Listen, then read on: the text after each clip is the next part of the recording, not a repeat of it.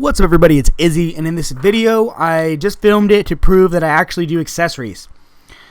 Just kidding. What we're going to talk about is Mike Israetel's volume landmarks, and I think it's a great paradigm. It's a great language to talk about volume that allows us to be much more precise than just saying, do a little bit of volume, do a lot of volume, or things like that, right? It's kind of like one of the same really useful aspects of RPE is that instead of saying the set was kind of hard, bro, or it was super tough, bro, you can be like, I had one more rep in the tank, maybe. And it gives us a much more precise idea of how hard a given set was. Well, I feel like Mike Israetel's volume landmarks do the same thing. It gives us a much more precise way to talk about training volume and what levels of training volume you should be at various points during your training cycle. So let's talk about the 4 landmarks that Mike came up with. And the first one is maintenance volume. Maintenance volume, very simply, is the bare minimum amount of volume that you have to do to maintain your current gains. It's really that simple. And for most people, this level of volume is going to be way below the minimum amount of volume that they would have to do to actually see new gains. In my experience, it's something like 1/2 to even 1/3 of the amount of volume that you would have to do to make actual improvements. So it's a lot less. Now, the second one that we're going to talk about here is the minimal effective dose of volume, right? Now, a lot of people always get confused on this because they want to say like, well, the minimum amount of improvement along what timeline, right? Like 5 pounds in a year or 5 pounds in a week. Well, I like to think of it instead in terms of SRA cycle, so that's stress, recovery, adaptation, right? For the novice, you might get the SRA cycle was going to be anywhere from, 24 hours to 1 week, right? Because novices are PRing, almost every workout or at least every week. So if you think of like programs like Starting Strength or like the Texas Method, where people are still capable of linearly adding 5 pounds every few workouts, this timeline that we're talking about for this person is 1 week or a couple workouts. Whereas, for more intermediate lifter, it's probably going to be along training blocks. So every, 4 to 6 weeks. And then for an advanced lifter, the timeline might elongate pretty significantly out to, say, an entire training cycle. So, anywhere from like 8 to 16 weeks. Obviously, it just depends on how advanced you are as a lifter. So what we're talking about, at least how I like to think about this, is what your current level of advancement is as a lifter and your current timeline on your SRA cycle. The minimum effective dose of volume is the amount that you would have to do to see any, marked improvements along your current timeline. So it's going to be different for everybody.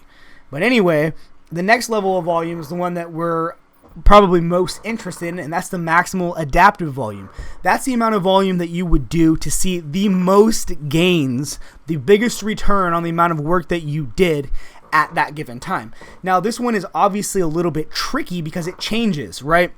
As you progress throughout a training cycle and you expose your body to overloading events, whether through intensity or whether through volume, you adapt. And you need more. That's the nature of overload, right? So the maximal adaptive level of volume at the beginning of your training cycle might be much lower than it, well, not much lower, but lower than it will be at the end of a training cycle once your body has adapted to those first few weeks, and you have to keep doing more. Now, the last level of volume is probably the one that most of you think that you should be spending most of your training time at, and that is the maximal recoverable level of volume. And what I will say there is no, that is not the level that you should spend most of your time at.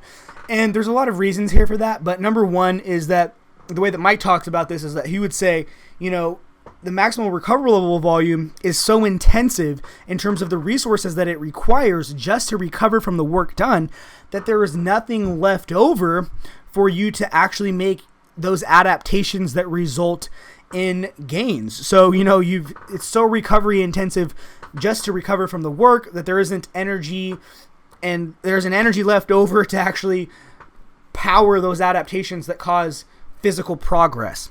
But another big reason that you shouldn't be pushing towards this level of volume, at least not too often, is that simply put, you can get hurt. It's very easy when you're towing the line to go over the line. And if you do this by accident, you will require a deload, possibly a longer deload than you would like, or you could potentially, get minor injuries and things like that. That's the nature of training at a level of volume that could potentially be beyond your means of recovery.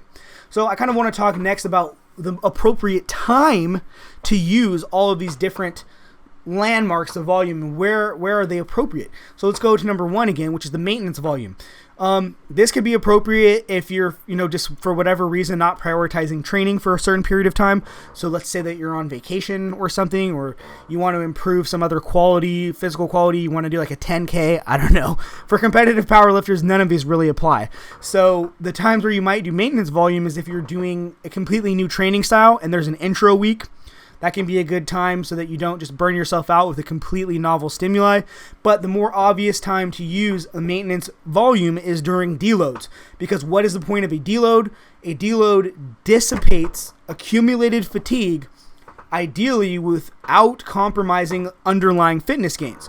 So you want to do the amount of volume that keeps your gains, bro, but still is easy enough to recover that fatigue dissipates. So deloads is probably the main time that you're going to use maintenance volume as a powerlifter. So the second and third one need to be talked about kind of simultaneously, because it would seem that unless you're just progressing really slowly, because let's face it, guys, progressing quickly is taxing on the body. It's going to require more hours in the gym. It's going to require more dedication to sleep and food. It's one of those things that if you're not a competitive lifter, maybe you just avoid that because you're not willing to dedicate those level of resources to powerlifting. But most of you guys who watch this channel are competitors or people who just generally want the most out of your training. So if you do want the most out of your training, you're saying, okay, Izzy, but why don't I just start at this level right from the beginning? And again, because this level is more of a moving target. As you are exposed to a stimulus, you adapt to that stimulus. And in order to produce further adaptations, you need to do more and more and more. So what can end up happening is if you start off too high with the volume or the intensity in a training cycle, you don't give yourself enough room to progress. So the training cycles end up very short, right? You might only get 2 or 3 weeks of accumulation before you go from your the maximally effective level of volume or that maximal adaptive level of volume straight to your MRV. And the problem with this is that if you're only training 2 to 3 weeks per 1 week of deloading, let's say, the ratio of accumulation to rest is just a little out of whack in terms of making the fastest progress possible. So generally speaking, what it is advised to do, and an idea that Mike talks about, is that you can start your training probably closer to that, minimal effective dose so that you're getting some gains in weeks 1 and 2, and then you can kind of build towards that maximally effective range of volume to give yourself more time in each training cycle to accumulate. So the range that Mike throws out there is 4 to 6 weeks.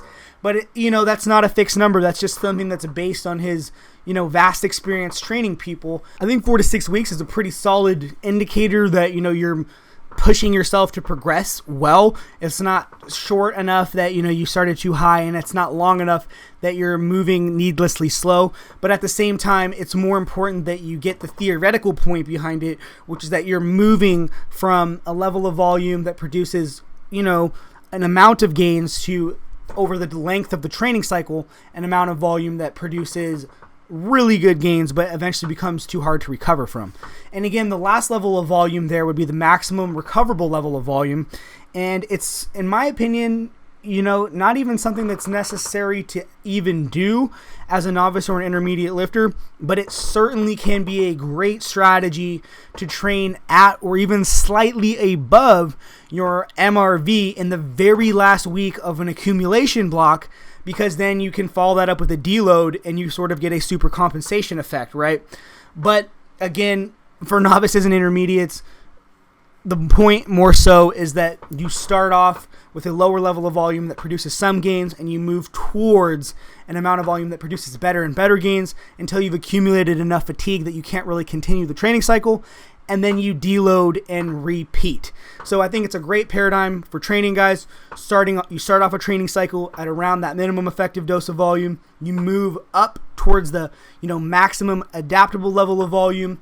Maybe if you're experienced, hitting MRV or slightly above MRV for a week, and then you come back down to maintenance volume for your deloads, and you simply repeat that process over time to get stronger and stronger. And the key here is that you need to find out what those volume landmarks are for you personally in each lift. While it's similar across demographics, between just random individuals, they can vary wildly. Trust me, I have coaching data that indicates this. But that's a topic for another video. So I hope you guys found this one entertaining and informative. As always, my friends, have a great day. Good luck with your training. Peace.